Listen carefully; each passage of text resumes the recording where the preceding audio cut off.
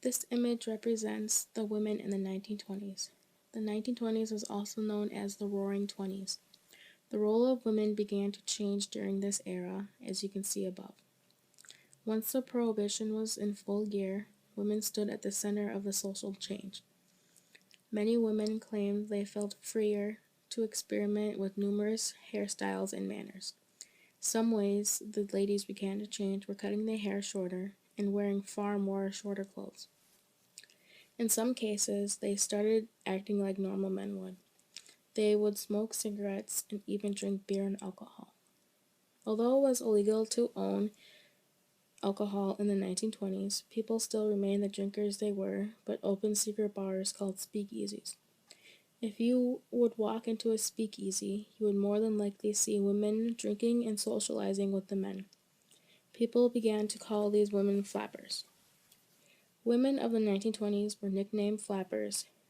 They became the image that represented the tremendous change in women's lives and attitudes during that period. Flappers were bold, confident, and beautiful. Many of their clothing tended to show lots of leg. The French fashion designer Gabrielle or Coco Chanel had much help and effort to popularize the new freedom of the flapper look.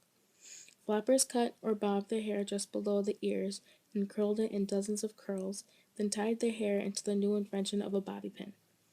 Many women imitated the look of Clara Bow, who was one of the most famous it-girl flappers.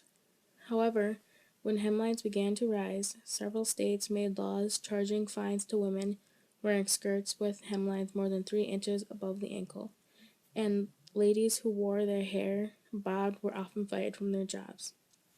Due to the stock market crash of 1929, the economy was in the Great Depression and brought a serious toll on the society.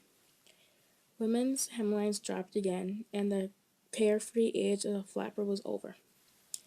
I can relate to the ladies being criticized about their clothing because nowadays girls can't wear tank tops or shorts without people being offended for what we wear.